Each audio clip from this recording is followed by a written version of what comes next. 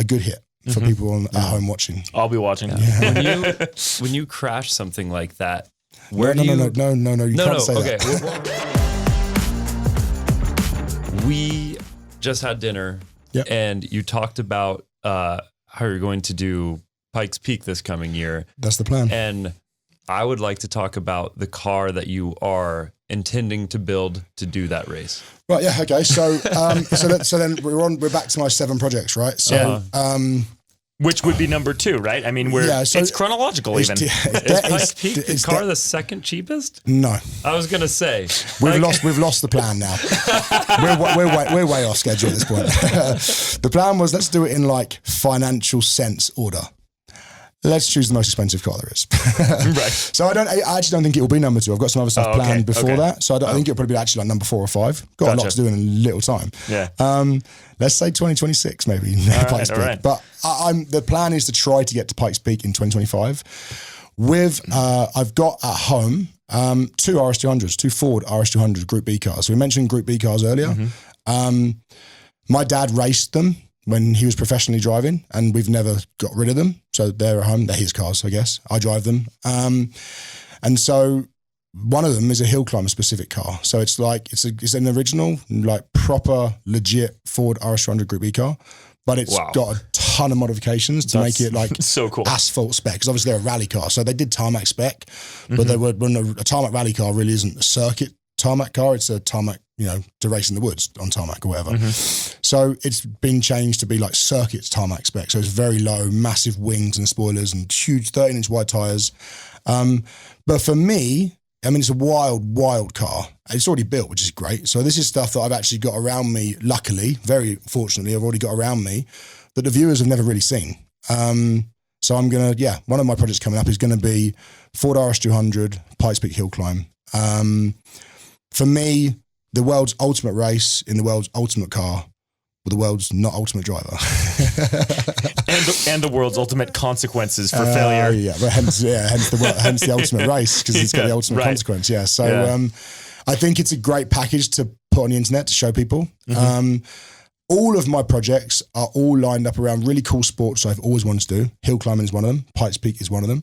This car actually raced in 2012 and 2013 at Pikes Peak with my dad driving, because I was sponsored by Monster to go race the event. But both times I had schedule changes, which were X Games, which was my most important event of the year. And so they clashed. So I couldn't go. So my dad got the very lucky, let's say, opportunity to sit in the seat and drive it for me. So I got the money, he got all the fun. So he went and raced it, crashed both times. No. So there's a bit of a backstory behind that car doing that event. So that will make it even more interesting. So it's not just like a one-off. It's like I'm almost going back 10 years later to do what I set out to do 10 years ago. Now I've got the opportunity to do these things because I'm not, on a stuck challenge. So it's an amazing car. It's 950 horsepower. It's 1,000 kilos. So it's basically a 1-to-1 power ratio. It runs 13-inch wide slicks on the back.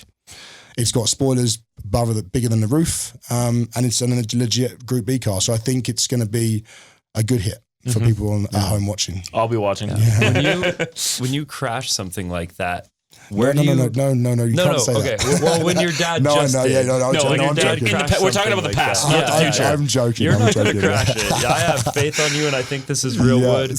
But anyways, when your dad crashes a car like that, where do you get these like parts? Is like everything bespoke? You just have to. It's like I figured it's like it's irreplaceable unicorn horn basically. We were actually very lucky. I know almost everyone that has parts. Just because of the cars, we've had the cars since they were very first built. So I've grown up around them. So I was it's actually older than me. They're the same age. Yeah, I'm 1987. It's exactly the same age as me. So obviously the car was around before I remember. So because of that, we know everyone who's got one and all the parts, and if I need something, I can probably find it. But it's not an easy task. Just don't crash. That's what I was thinking when you started talking about the car and how you were going to race it. I wasn't going to say anything. I was like, oh my God, what if he crashes it? But then you said your dad did crash it, and I was like, well, how is any part of that car replaceable? Yeah, actually, luckily didn't break anything like that. It was just body damage. The bodies are carbon fiber, and we reproduced them now. They're not original. There's a lot of the parts on the car that aren't original because it's so highly modified from original. We've it's based. There's actually almost no original parts left on the car. It's exactly how it was designed to be, but we've just repeated everything in billet because back then everything was cast aluminum and magnesium with age gets brittle and it fails. So we had no choice but to basically reproduce every part for the car in billet aluminum so that it's stronger and lighter anyway. So yeah, so now actually it is an original car, but with all re-engineered parts. So yeah, you can crash it and fix it, I guess. Wow. So if that one's not number 2, what is the second?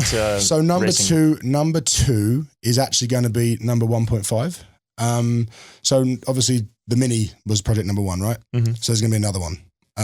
So I'm going to call it, let's say 1B or something, or one, whatever. So it's not. So the next project is going to be a repeat or an evolution of Project 1. So we're staying with 1 for a while yet. Yeah. We're not moving on yet. Yeah. So what I meant by that was like, what's the next motorsport that you're going to try to do? The next one after that is, I actually don't even know the answer to that question. No. All right. Fair enough. I need to give you an answer though. So let me come up with one. We'll hold you to it for sure. I think, yeah. To give you a bit of I've got no secrets. Like I want people to know what I'm doing so that they want to come follow my journey. So drifting is one of them. Like top level drifting, want to do like drift masters or Formula Drift or something like that. Because I can do drifting. Obviously, I can do wheelies and drift and stuff. So I'm not going to say I'm going to be very good at it, but I can definitely have a go at it. So drifting, hill climbing, short course off road, which is like the trucks that jump around like motocross tracks. So short course off road. So like the Baja, sort of like long distance off road, time attack, autograss. What didn't I say yet? Rallycross. Don't know if I talked about that yet, did I? might have a stab at rallycross. Yeah. Rally is not on my list. Because like I said, it's dangerous. Did I say that? No, I said I don't think I ever got to that point, but I never raced rally because I think I wouldn't be here today if I did. I'm not wired correctly for doing this. Well, along with that at dinner, we were talking about how, that's why neither of us own sport bikes because that's the only self-control we have is to not buy the bike in the first place. Which is probably one of the best sayings I've ever heard. And I'm going to use that a lot because feel free. Yeah. I have zero self-control, but I must have some. Otherwise I would have bought a sports bike and I wouldn't probably be here today. Yeah. So absolutely. That's a great term and a way to explain it. So they're all the sports: hill climbing, drifting, rallycross, hill climbing, short course off road, long distance off road. Can you think of any others? Yeah, Gymkhana. Gymkhana. So like Ken's Legacy stuff. Yep. Gymkhana, both videos and the sport. There's a sport called Gymkhana Grid, which is where you actually compete doing Gymkhana, which you slide around the car park going around things. Just a bit of Gymkhana as well because I think that might be coming back from not running. It might start back up. So yeah, there's plenty of sports I've got planned. The very good thing about that is all of them are so vastly different. The cars are all going to be so vastly different. So I really want to build like the dream garage. That's the dream of race cars. So that is the dream. A huge off-road truck with 1,000 horsepower and all-wheel drive. And then I want a trophy truck, and then I want a crazy 1,000 horsepower drift car and a RS200 that does hill climbing. I mean, who doesn't? That sounds like my dream. Absolutely. I don't care about a Lamborghini or a Ferrari, but I have no all of interest. those, honestly, but those race cars, I want all of them. Absolutely. So instead of messing around with really expensive cars that that look good on the street, I have no interest. Honestly, I don't. I want the rawest of race cars, and I want to have all of them. I just love motorsport. I love race cars, and so I want to hopefully, if it all goes to plan, build up this collection of these cars and keep them so I can just go and race. And my plan is to basically each year go and race every single one of them once and once only. No practice, no, like just nothing. Like really put myself to the test and just turn up and race and just document the whole story and see how badly I suck. Yeah, that's a great idea. I love it. It sounds really entertaining for sure.